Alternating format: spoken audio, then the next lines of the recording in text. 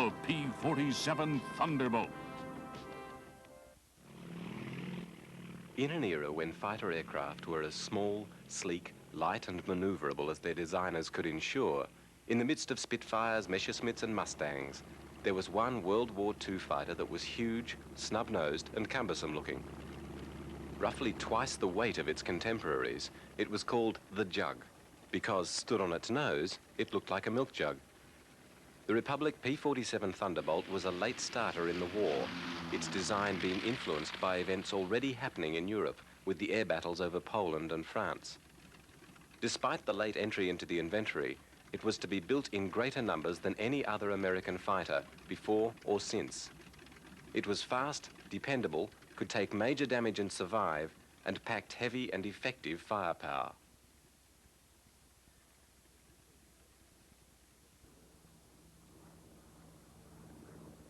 The P-47 derived from a series of planes produced by the Sovetski Aircraft Corporation under the direction of two Russian émigrés, Alexander Sovetski and Alexander Kartveli.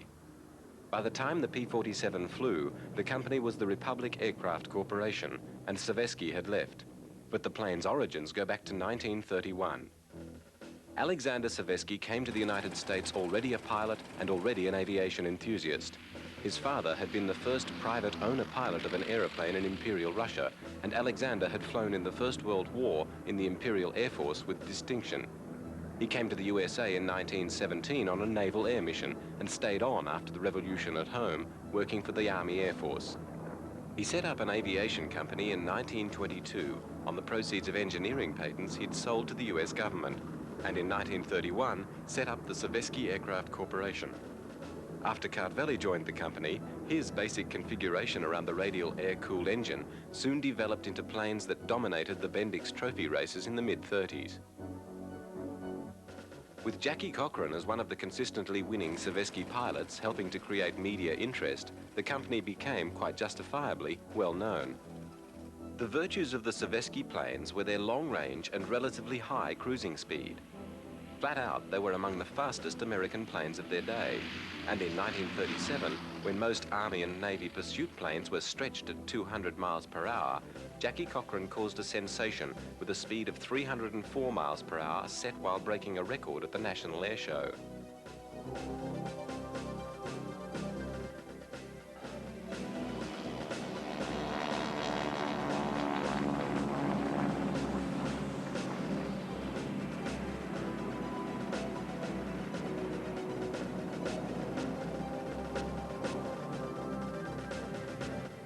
By 1938, Sovetski planes had won 3 Bendix trophies in a row.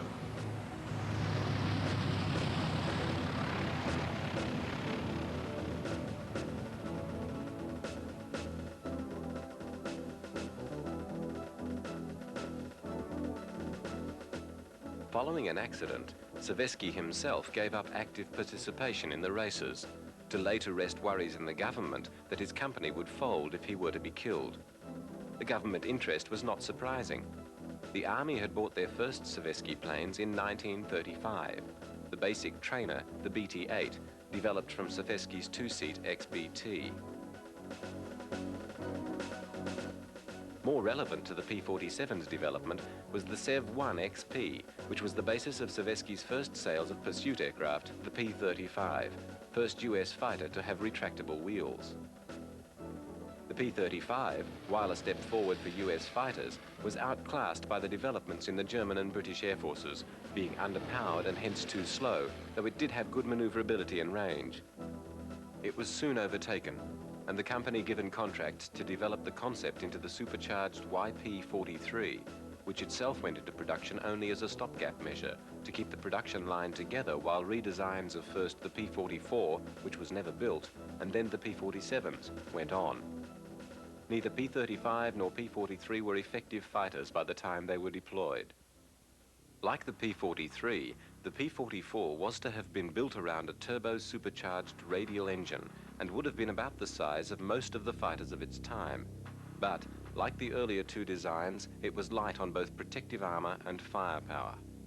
Kartveli and his team were racing to catch up to the rest of the world, and designs were now commenced for a new plane that was given the number P-47. to be worked around a large liquid-cooled engine with plans being submitted to the Air Board in August 1939. A fortnight later, Hitler's posturing around Poland suddenly turned savagely into war, and the American designers were confronted with stunning evidence of how inadequate their current thinking was. The war that Hitler and his generals were equipped and ready to fight was a new technologically advanced lightning war. Much of the army was horse-drawn and outdated, but the attacking fists of the German panzers, with the Luftwaffe's total dominance and ruthless exploitation in the air, crushed the Polish defenses quickly. While the US had its own very good strategic bombers like the B-17, they were obviously still lagging far behind in fighter aircraft, in all the fighter roles. Faced with news of the Nazi bombing strikes on cities and towns in the opening campaigns of the war, the US faced the chilling, though distant, possibility of being unable to repulse such forces with its existing planes. Like the P-47, all the designs going to the US Army, though promising, were based on new liquid-cooled engines that were still not working satisfactorily, and there was a cautious desire to retain some capability using the tried and tested radial engines. To give spur to Kartveli, there was available a new huge radial with 2,000 horsepower, and the plane was literally designed around the power plant and the ducting for the massive turbo supercharger built into the fuselage. The giant they created was theoretically a plane of great speed. 400 miles per hour was the target, and great height, with a massive punch from the 8 heavy machine guns mounted in its wings.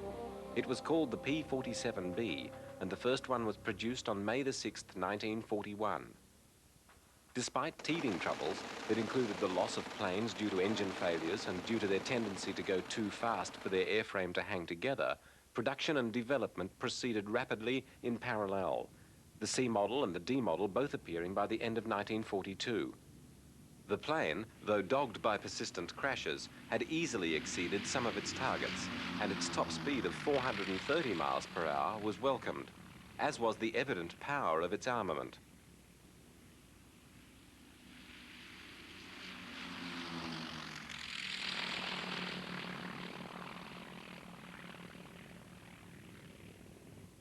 It was accepted as well suited to its express role of cutting off and destroying attacking enemy bombers.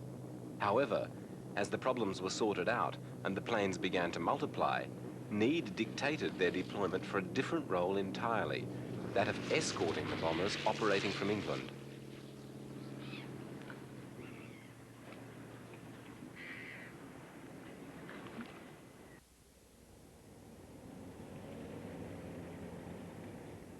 Dispersed around England, teams of civilian mechanics and engineers assembled the planes shipped over the Atlantic.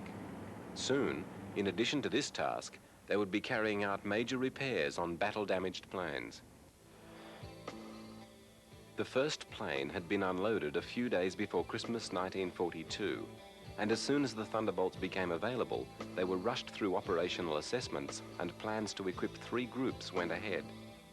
There was some skepticism about the big fighter. It had been flown against captured German planes and found to have only one major advantage: speed, being outmaneuvered and out-accelerated by the Nazi aircraft. Additionally, it did not have sufficient range to escort the bombers all the way to Germany. But despite this, given the absence of any more suitable weapons, the P-47s were sent to battle protecting the bomber raids. The first operational sortie over France was flown on the 8th of April 1943. Though mechanical failures still led to losses of aircraft, the pilots were adjusting to their new fighters with increasing appreciation of their toughness, speed, and firepower. Using a variety of external fuel tanks to extend their range, the Thunderbolts were rapidly assimilated into the combat, and within a short time, tactics were developed to exploit their overall speed advantage, which saw them earning a good reputation for matching and besting the Messerschmitts and Focke-Wulfs.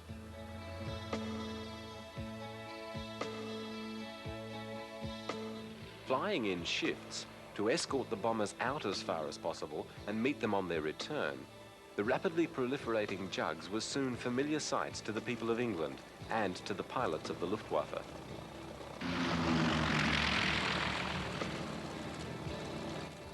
The bombers had been designed to provide one another with mutual support from massed machine guns, in the mistaken belief that they would be able to ward off attack on the way to their targets and home again. The need to fight fighters with fighters had not been fully appreciated, and there had been severe bomber losses in the initial phases of the campaign. Even with fighter protection, the big planes were vulnerable and losses continued. However, though it may seem callous, the continued campaign was slowly having a major effect in that the Germans could afford their losses of aircraft and pilots less than the Allies could. The longer the campaign went on, through flak and fighters to the factories and infrastructure of Germany, the more the wearing down was to gather momentum. At the time of this raid, to Emden in September 1943, the men flying the Allied planes would not have been aware of this long-term effect, as much as they were aware of the very real and vicious presence of swarms of German attackers.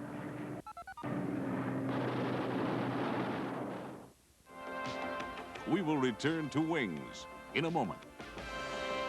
It was absolutely the worst movie I've ever seen. Ever seen? It's the worst movie ever made. You know the feeling. Well, they never have the latest releases. The frustration. Now choosing a movie, TV show, video, book, or record can be mistake-free. Introducing an exciting new magazine called Entertainment Weekly from the publishers of Time and People. It covers all your entertainment choices in a totally entertaining way. Now that I can use. It's bold, it's fresh, it's opinionated, and it's all in one convenient publication. I love it. We're so sure you'll love it, we'll give you the premiere issue absolutely free. It's great. Just call this number. Order now and get the premiere issue free, plus a full year of Entertainment Weekly for just 77 cents an issue. Over 60% off the cover price. If you're not satisfied, cancel and pay nothing. Find out all about the latest entertainment choices in the most entertaining way possible. Just call this toll-free number. Entertainment Weekly. What's good, what's hot, and what's not. It's a town of romance and intrigue, home to the best parties and the best party crashers. Almost anyone can be a star on Hollywood Chronicles. Mondays at 10:30 Eastern, only on the Discovery Channel.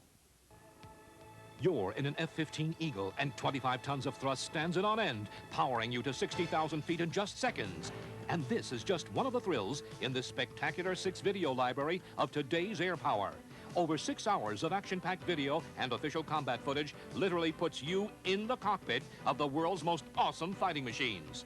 In the exciting volume flat tops, you'll experience the thrill of a catapult launch in an F-14 Tomcat. Fly a treetop strafing run in an A-10 Warthog, its 35mm cannon blasting 2,100 shells a minute into enemy targets. You're at the stick of a deadly Huey Cobra attack chopper with the firepower of an artillery battalion, its missiles slamming into enemy tanks. Take off in the amazing Harrier fighter. Skim treetops at over 900 miles per hour in an RAF Tornado, carrying over 10 tons of destruction. Listen to what veteran pilots say about In the Cockpit. Closest I've been to combat since my last mission. Hottest air action footage I've ever seen. See Soviet MiG-25s and 27s, long-range Bear Tu-95 bombers, and close-up footage of the new MiG-29. The incredible accuracy and power of long-range radar-guided Sparrows and deadly Sidewinders blast enemy aircraft out of the skies. Fly a spy mission at Mach 3 in an SR-71 Blackbird. As a special bonus, there's official Navy footage of the January '89 shootdown of the Libyan MiGs. Incredible, awesome, devastating. 6 videos, over 6 hours of supersonic thrills in a library you'll watch over and over again.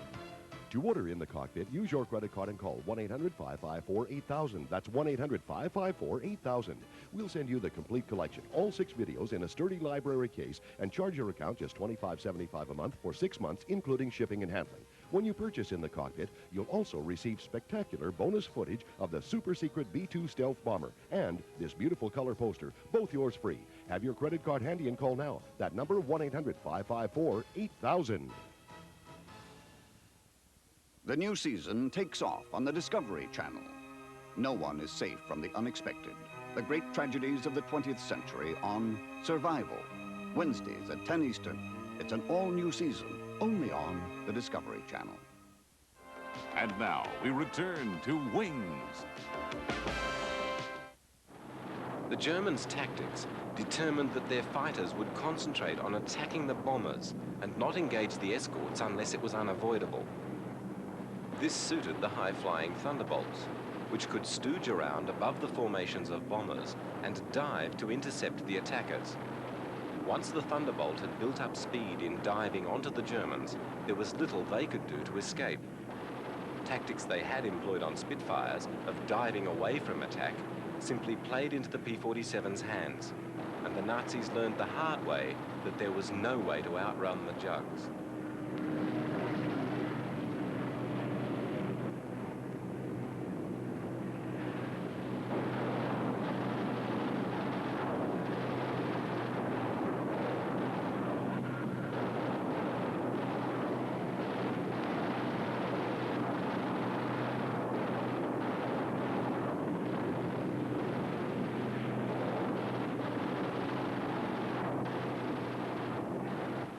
The strategic bombing offensive continued through 1943 and 1944 with very little let-up. And as the campaign proceeded and tactics were adjusted back and forth, the tide continued to surely run out on the Nazis. Their losses of planes were bad enough, but their losses of pilots were unsustainable. Their aces were going. The veterans of Spain, Poland, France, and Russia were thinned out by each successive demand. In addition, the planes that had been all-powerful had been bested, first by the Spitfires and Hurricanes of the British, and then by the newer American types. Worse, they were not being replaced by better planes. The constant revising of the Me-109 saw its effectiveness tumble as its weight rose, and the FW-190 too started to show signs of having outstayed its era. The Germans had the knowledge to have wrested control with jet fighters, but through Hitler's mistrust and a generalized lack of foresight, the fighter potential of planes like the Me-262 was to be overlooked until it was too late for them to swing the balance back to the Germans. So 1943 and 1944 saw the Luftwaffe decline to the point where, far from having absolute air superiority throughout Europe, the Germans could not even control the skies over their own homeland.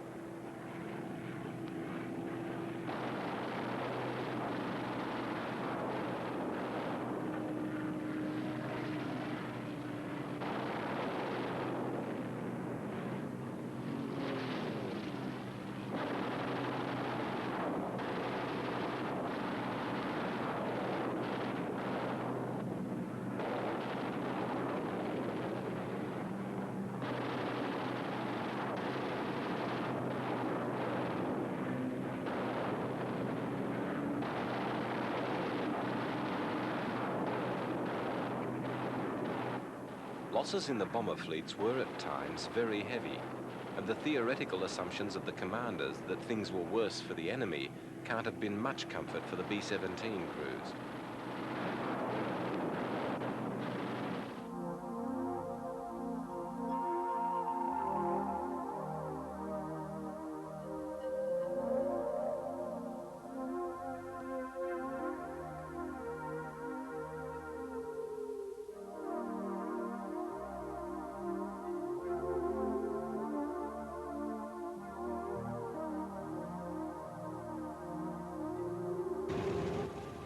Thunderbolts, too, took a lot of punishment. But unlike their liquid-cooled fighter contemporaries, which could be brought down with very little damage, they proved to be very hard to bring down. With the protective arm around the pilot and the absence of coolant lines and radiators to sustain critical minor hits, the Jugs proved able to keep flying even after major strikes. However, the positioning of the fuel tanks meant that they had an uncomfortable tendency to catch fire, and pilots had to be alert to the need to bail out quickly if the tanks were hit.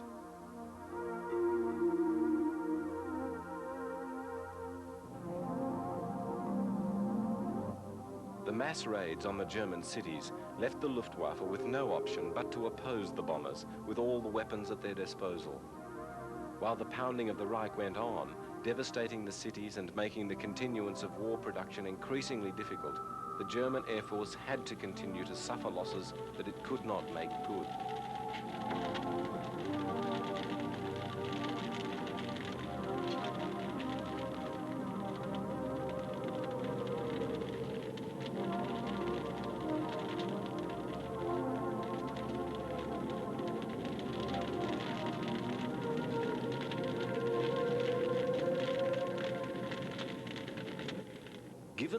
many of the P-47s were leaving their bombing support missions with ammunition aplenty still on board, it was but a small lateral thought to employ that firepower to good effect on the way home. From a relatively ad hoc beginning, this soon became official policy, and the shifts of fighters were slightly shortened to ensure a small margin of remaining fuel for these strafing runs. The railways and airfields of the Germans came in for special attention. The Luftwaffe found itself being destroyed on the ground, and the P-47 found itself increasingly regarded as a ground attack weapon. The air war in the Pacific had rapidly adjusted from the initially stunning Japanese successes, and the US, recognizing the importance of air superiority and with its enormous material advantage, pushed a string of airfields across the Japanese Empire aimed at Japan herself. From these bases, secured by the Japanese inability to compete with the quality and quantity of American planes, America's economic power translated itself into a military force that was unstoppable.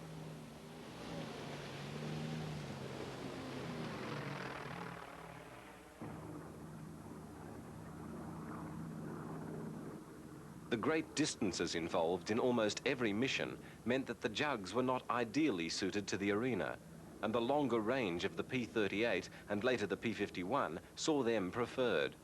However, many Thunderbolts were to see action in the area and played important roles in some campaigns.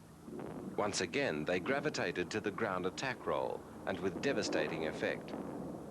Teamed with the Lightnings, they supplied precision tactical support in the intense ground fighting that characterized the island-hopping campaign that was closing in upon Japan.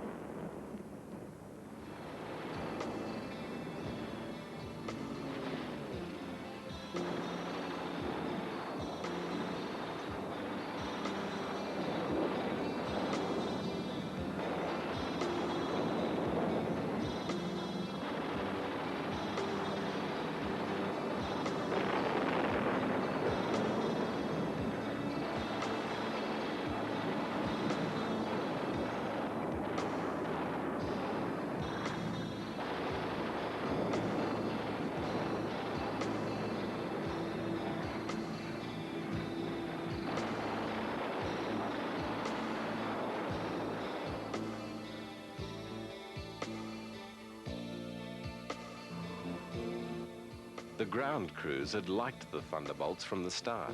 They were dependable and rugged and tolerant of difficult conditions. Their servicing had been thoughtfully considered by the designers, and every effort had been made to simplify matters. Though they had their own critical nuances and bad habits, these affected the pilots rather than the crews, and compared to many other marks, the mechanics rated them very highly.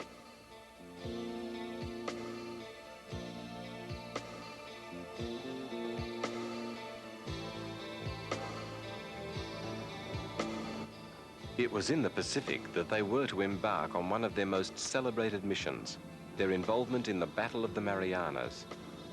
In late May 1944, at Bellows Field, Oahu, P-47s of the 318th Fighter Group were preparing for the coming invasion. After a ceremonial inspection and last-minute maintenance, the planes were flown the short distance to Ford Island at Pearl Harbor, where they could be landed beside the docks.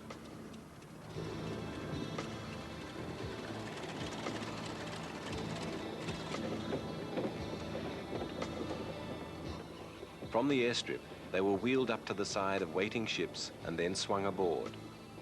The ships were two of the Bay class of Jeep carrier, the USS Manila Bay and USS Natoma Bay. The three squadrons of Thunderbolts were quietly loaded and stowed.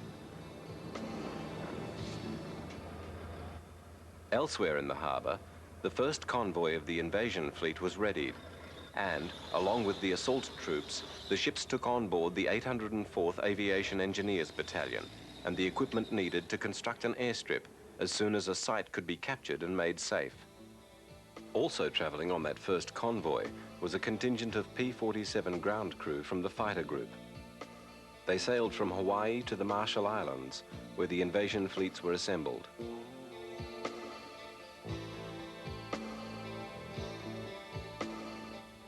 Back at Pearl Harbor, the last of the fighters was carefully loaded as the second invasion convoy prepared for departure. The invasion of the Marianas was a major step forward for the Allies. From Saipan, Tinian, or Guam, they would be in a position to strike next at Okinawa or Formosa, bypassing the Philippines and neutralizing the large Japanese garrisons there. More immediately, they would be able to effectively complete the blockade of Japan, cutting her off from her vital supplies of war materials, particularly rubber and oil. The Marianas was clearly going to be a campaign that the Japanese could not sidestep. The stakes were too high. To lose the Marianas would leave even the Japanese unable to deny, at home or abroad, that they were beaten. It would be evident from that point on that the only factors would be time and fanaticism. The eventual outcome would not be in doubt.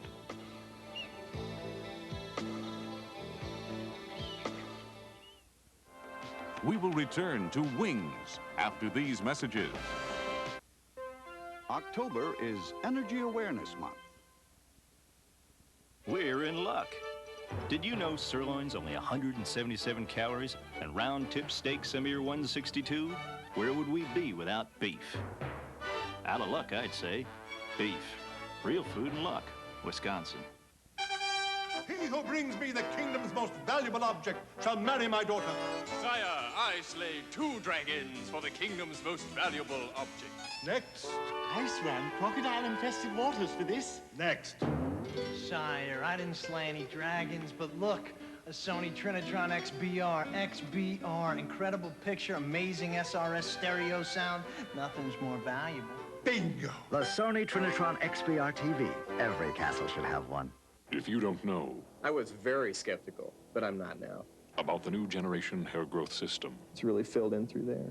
And how it may help if you're losing your hair. About 30 to 40% of my hair came back. Then call for this information. Now his hair looks like it did 10 years ago. The call is free. I think I look better with a full head of hair. The information is free. I just like guys with hair. There is hope. It works. It's really great. It's powerful. Hi, I'm Lyle Wagoner. If you haven't heard about the new generation hair growth system and how it may help you if you're losing your hair, then call this toll-free number to get this free information on the product that has helped millions. Just listen. Eventually, about 30 to 40% of my hair came back. And in 3 months, it stopped thinning. A lot of this is new hair I didn't have 3 years ago. Will the new generation hair growth system work for you? There's only one way to find out. Call for this free information now. So I start watching the Discovery Channel. Thought maybe I'll learn something. Then I see they have this guide, you know, to kind of help you figure out when everything's on. So I order it. Real easy.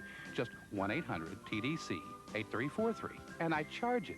And now, a few weeks later, it's here. I mean, look at this thing. It's a magazine. TDC Magazine.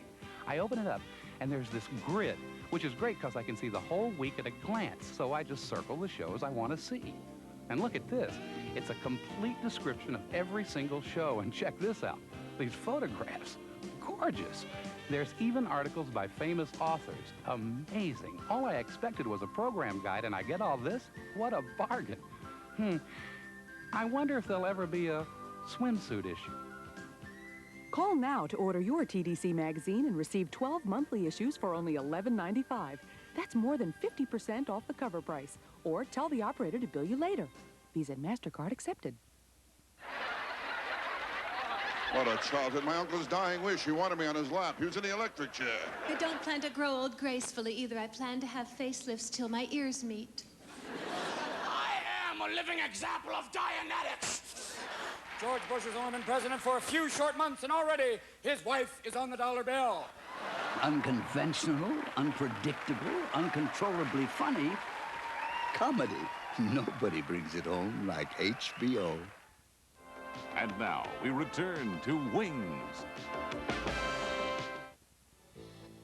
On the morning of the 15th of June, the 1st Marines hit the beaches of Saipan. As with other campaigns, the important islands were the 3 with airstrips, Saipan, Tinian, and Guam. With 32,000 Japanese troops on Saipan, it had the largest garrison, and the decision was made to attack there first. By nightfall on the 15th, 20,000 American troops were ashore within a perimeter of fiercely determined Japanese resistance. A bloody process of inching forward followed. At the beaches, the flood of men and machines was speeded up, and then most of the convoy was withdrawn to a safe distance as the Japanese fleet tried to intervene. Over the horizon from the battle on the island, the two aircraft carrier fleets were edging into range of one another. On the 19th, the naval battle commenced, and the Japanese fleet was ground down in its most telling defeat of the war by the almost insolent force of Admiral Spruance's Fifth Fleet, the most powerful fleet in the world.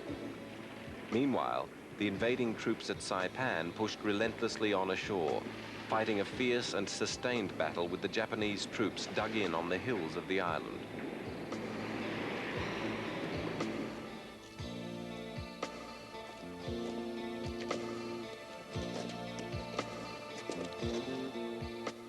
On the 17th, the US forces captured Aslito Airfield, and by the 18th, the Japanese had been pushed far enough back for the engineers to be moved in to commence reconstruction. The scene of destruction at the airfield was testimony to its battering over the previous few weeks. The carrier-borne bombers and fighters of the fleet had attacked it constantly, and then it had been bitterly contested in the ground fighting. Littering the airfield were the wrecks of Japanese planes. They had, by the 20th, lost 450 aircraft in the course of the campaign, with most of their crews. It was a loss their air power would not recover from in the rest of the war. The engineers dug in, still in danger of Japanese attack and sniper fire, and then proceeded to recreate an airfield out of the rubble.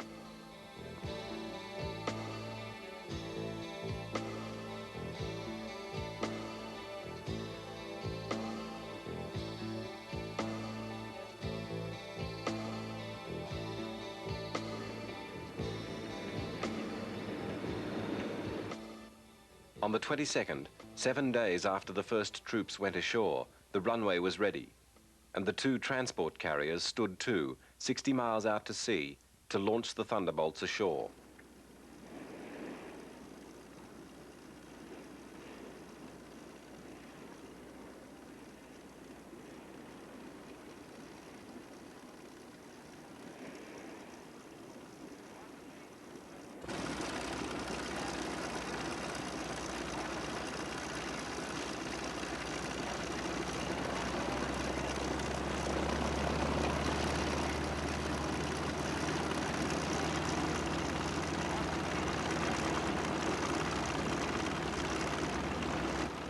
Needless to say, Kartveli had not designed his big brute of a fighter with the confinements of a carrier in mind. However, there was no intention of landing them back on board. They were loaded onto the catapult and shot off, one every 2 minutes.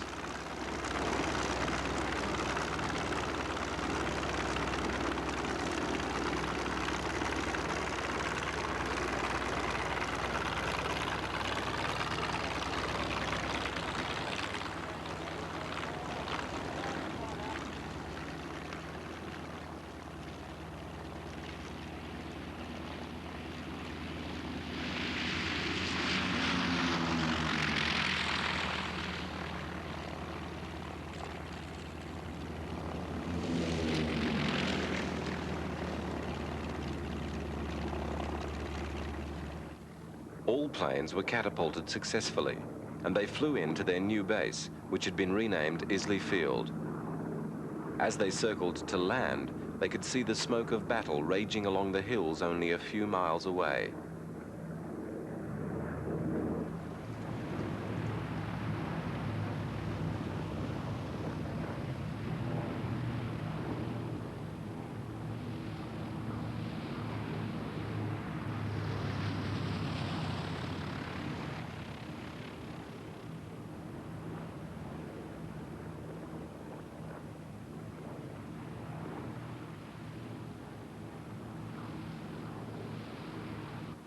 No sooner had they landed than they were in action.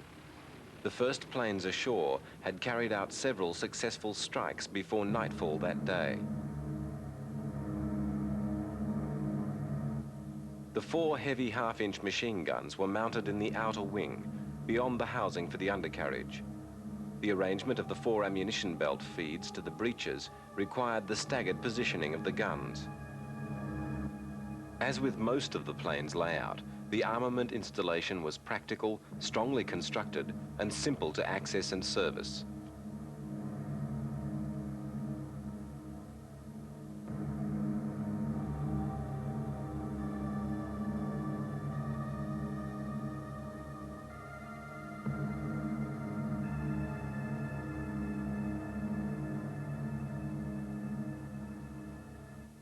The Thunderbolt's increasingly potent external tactical stores were also simple to load.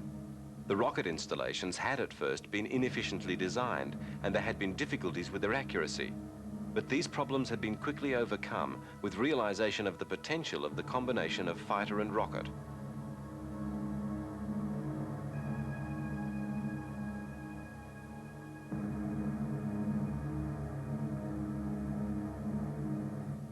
Though not much of a dive bomber, due to the problem of its tendency to gather too much speed, the Thunderbolt had a good lifting ability and could deliver two 500-pound bombs with considerable accuracy in low, high-speed passes.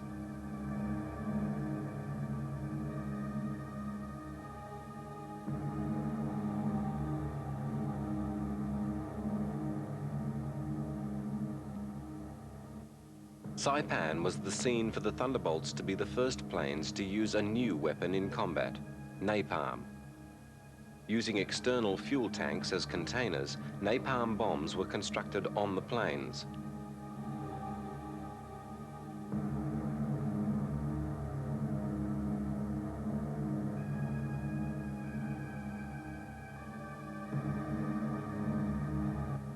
The mixture of napalm and gasoline was pumped into the tanks, and a detonator was fitted.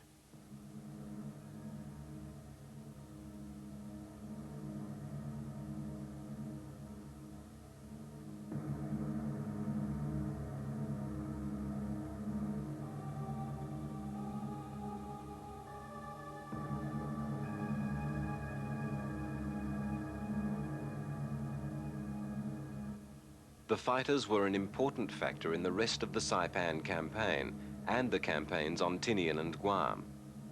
The fighting on Saipan went on into the first weeks of July, with Japanese losses over 26,000 troops. And on the 23rd of that month, the invasion of Tinian was commenced. Throughout, the Jugs made thousands of the short hops from the airfield to the battlefield and back, giving close and decisive support to the ground troops.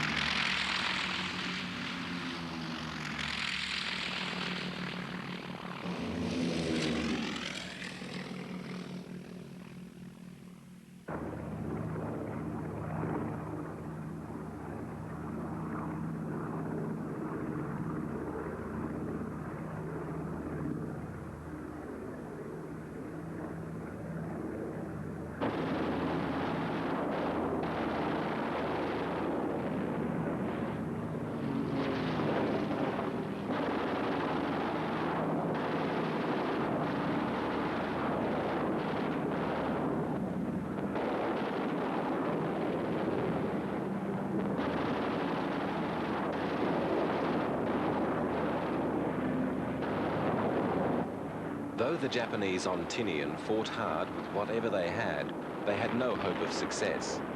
The Thunderbolts had complete possession of the air and were almost free to do as they pleased in attacking the beleaguered garrison.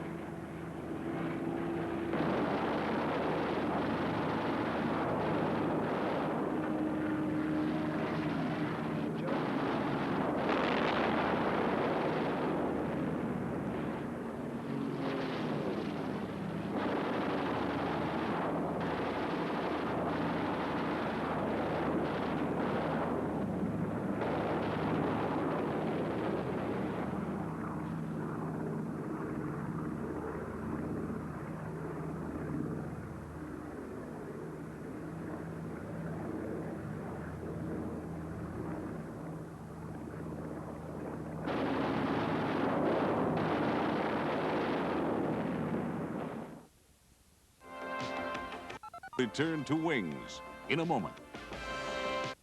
Live the sporting life. Mondays at midnight Eastern. In 4 terrible years, 600,000 men fell on the battlefields of the American countryside. In honor of the 125th anniversary of the Civil War, this 1-hour, award-winning video, Touring Civil War Battlefields, remembers the men of the blue and gray. See where it all started, at Manassas. Read of America's bloodiest day at Antietam. Witness a stunning defensive victory for Robert E. Lee at Fredericksburg. Ponder the decisive Battle of Gettysburg. The accurate, stirring story of the men who fought desperate battles. To order your Touring Civil War Battlefields, call this toll-free 800 number now. Use your Visa or MasterCard or send your check for $29.95 plus $2.75 for shipping and handling. Satisfaction is guaranteed or your money back. It's a town of romance and intrigue, home to the best parties and the best party crashers. Almost anyone can be a star on Hollywood Chronicles. Mondays at 10:30 Eastern, only on the Discovery Channel.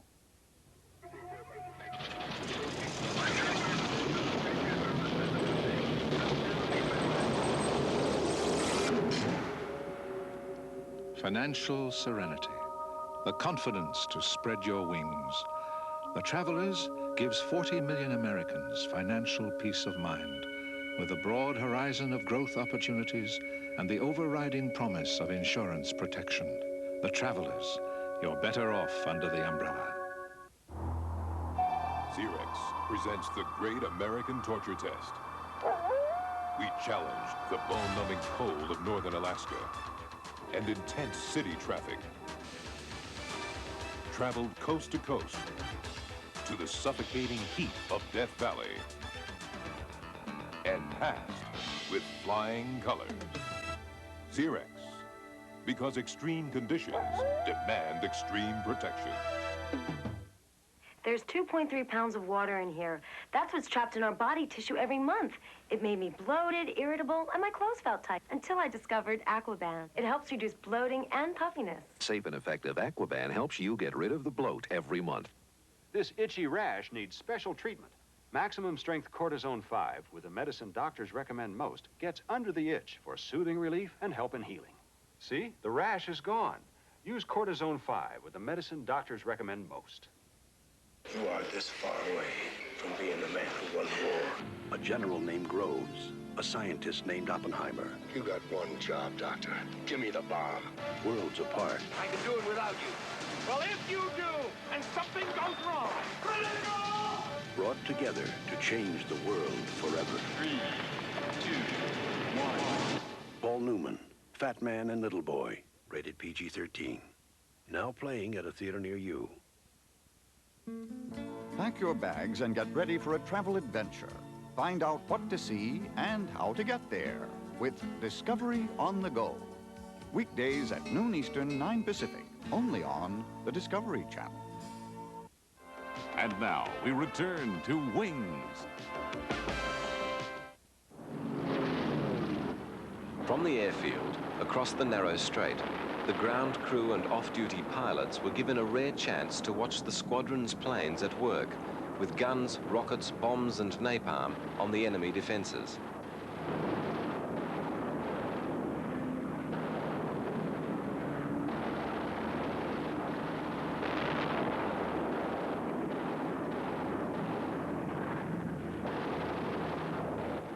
That the battle for the Marianas was a turning point of the war is testified to by Tojo's government's resignation on the 18th of July. It was one of the major amphibious landings of the Pacific Campaign and the last time the Japanese fleet could muster an effective fleet air arm. It was also a great example of the way that the jugs were becoming an integral part of Army calculations on the battlefield. This importance was also reflected in their use in Europe in the latter parts of the war, particularly by the 9th Air Force.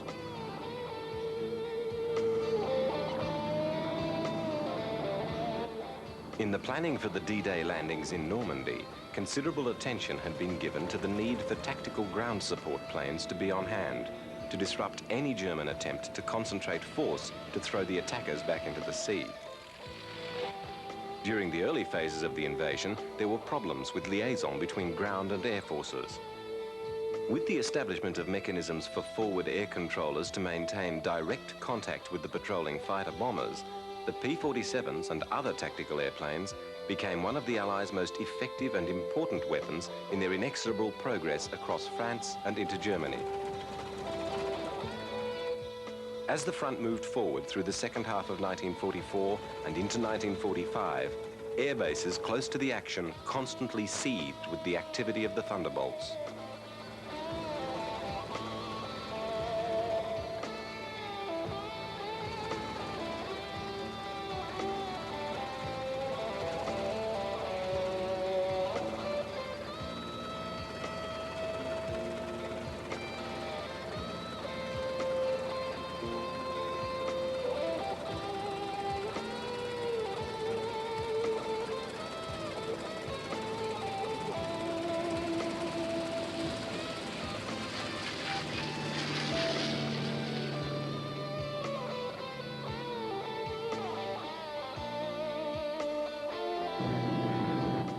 The deliberate campaign against the Luftwaffe had continued, and, coupled with the German losses in the air against the strategic raids, the ground attacks ensured that the Allies enjoyed total air supremacy over France and Germany, even before the troops were landed.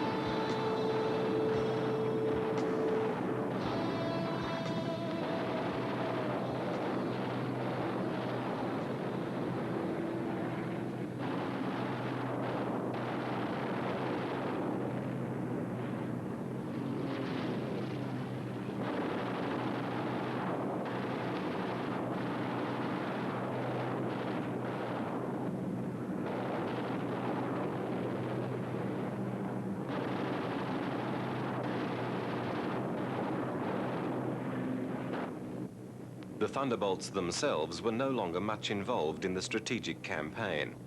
Their limited range had seen them replaced in this role by the P-51 Mustang, which, with its coupling to the Rolls-Royce designed Merlin engine, had become one of the most potent fighters of the war.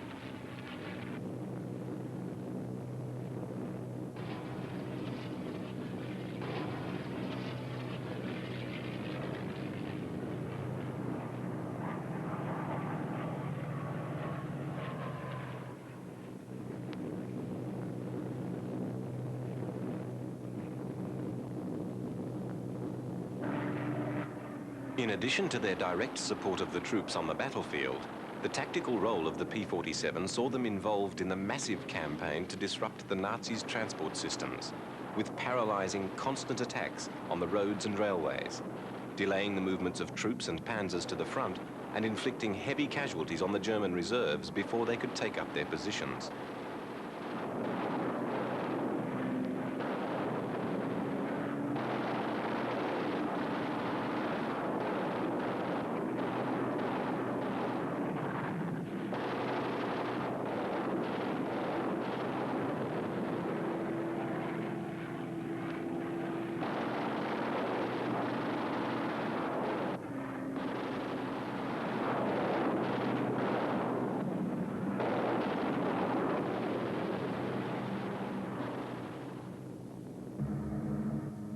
As the Allies overran the German army, the scenes of destruction that greeted them confirmed the effect of the tactical support.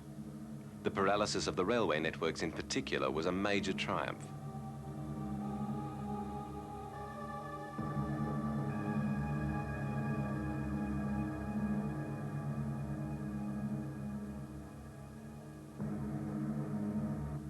In the German cities, the effect of the tactical bombing, coming on top of the sustained strategic campaign, meant that very large areas were totally destroyed.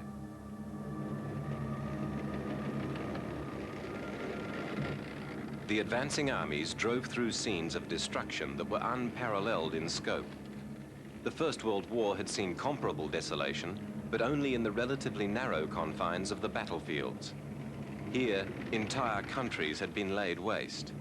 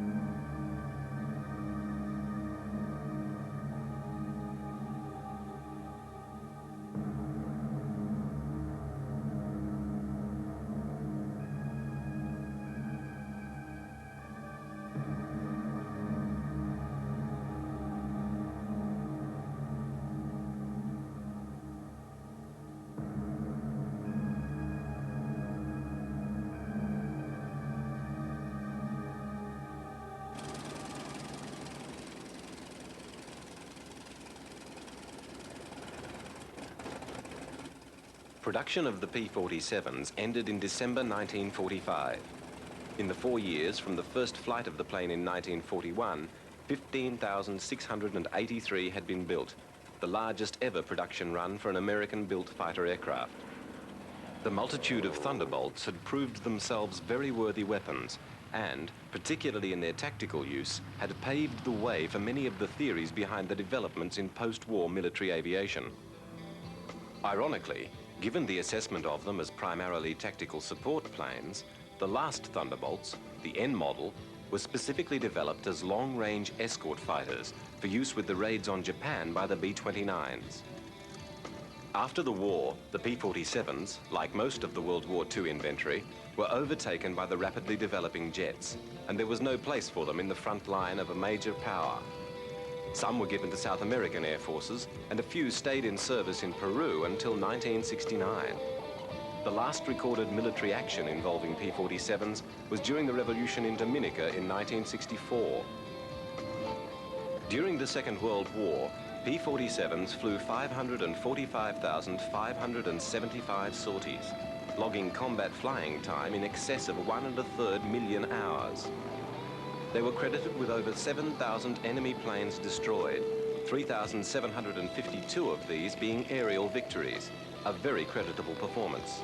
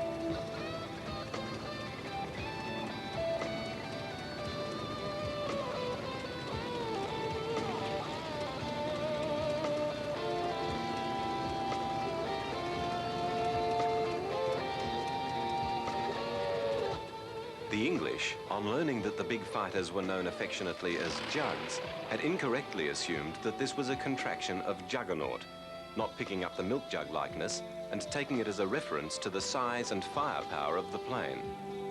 It certainly was big, and it certainly packed a heavy punch. The P-47 was one of the most successful fighters of the war, and one of the Allies' main weapons. And there is no doubt that it was one of the truly outstanding aircraft of all time.